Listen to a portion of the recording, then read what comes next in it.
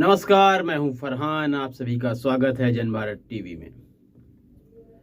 गुजरात विधानसभा चुनाव का आज दूसरा चरण है। इस चरण को भी शायद शांतिपूर्ण तरीके से पूरा किया जाएगा, संपूर्ण किया जाएगा। लेकिन सबसे बड़ी बात उठकर आ रही है मुस्लिम वोटर्स की। आखिर मुस्लिम वोटर्स किसके पाले में जाएंगे? क्या अरविंद केजरीवाल और AIMIM असदुद्दीन ओवैसी के पाले में जा सकते हैं? क्या कांग्रेस को चोट मिलेगी? क्या कांग्रेस का जो कोर वोटर रहा है सदैव से, इस बार वह उससे दूर हो जाएगा? उसके दूर होने से क्या कांग्रेस को किसी प्रकार का नुकसान होगा? बिल्कुल जाहिर सी बात है, होगा ही। लेकिन सबसे बड़ी बात यह है कि क्या उससे भारतीय जनता पार्टी को कोई बड़ा फायदा होगा? क्या भारतीय जनता पार्टी उन सीटों में भी जीत दर्ज कर पाएगी जहां पर कांग्रेस लगातार जीतती हुई आई है? यह बड़ा मुद्दा है आज।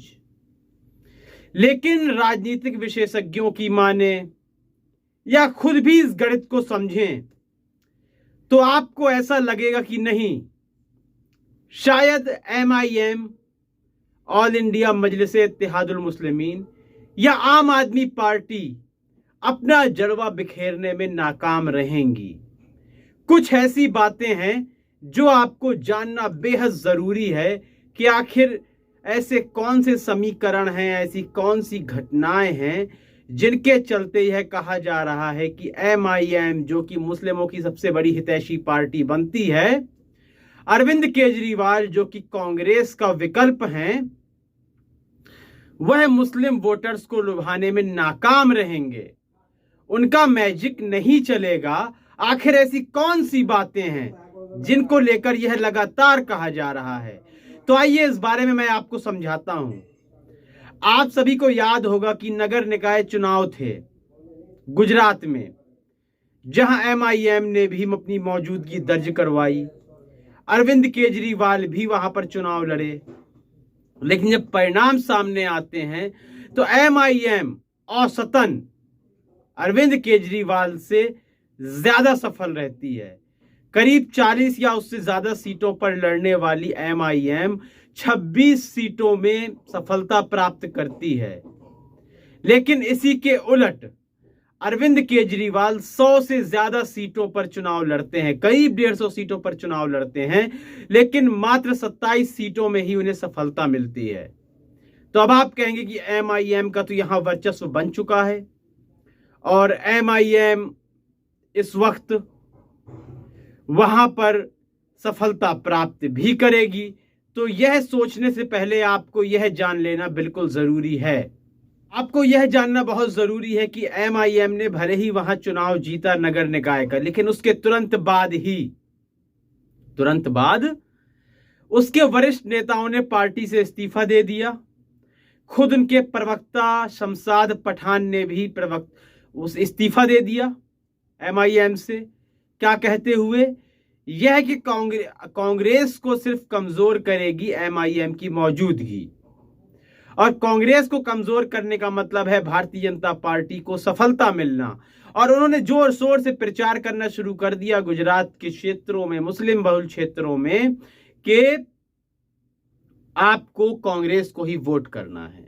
यह प्रचार कर रहे हैं मुस्लिम नेता, जिनके दम पर MIM ने नगर निकाय चुनाव में सफलता हासिल की थी। और आपको यह पता होना चाहिए कि करीब 45 सीटों पर, गुजरात विधानसभा की 182 में से 45 सीटों पर मुस्लिम मतदाता तय करता है कि किसे जिताना है, किसे हराना है।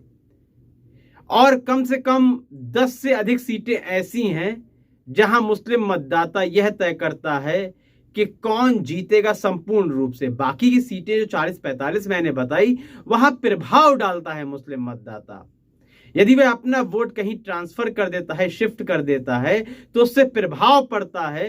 लेकिन करीब 10 से अधिक सीटें ऐसी हैं जहां पर वह जीत और हार तय करता है एकदम पुख्ता। इसके बावजूद पार्टी के में जो इस्तीफा दिया पार्टी से, मजलिस से, उसके नेताओं ने, वरिष्ठ नेताओं ने। इस वक्त MIM करीब 12 से 14 सीटों पर चुनाव लड़ रही है। तो यहां साफ कहा जा सकता है कि कहीं ना कहीं मजलिस हो या आम आदमी पार्टी हो। आप कहेंगे आम आदमी पार्टी से कैसे दूर है मुस्लिम समुदाय, तो हम आपको बताते हैं। बिल्किस बानो के केस में, गुजरात दंगों के दौरान, उसके जो दोषी थे, जब उन्हें मुक्त किया गया तो अरविंद केजरीवाल ने चुप्पी साध रखी थी। और उसके बाद नवरात्रि में पुलिस के द्वारा पिटाई की गई खेड़ा क्षेत्र में, उसमें भी मुस्लिम जब युवकों की पिटाई की गई पुलिस के द्वारा, अरविंद केजरीवाल ने चुप्पी साध रखी थी। तो कहीं ना कहीं मुस्लिम मतदाता अरविंद केजरीवाल से भी खफा नजर आ रहा है।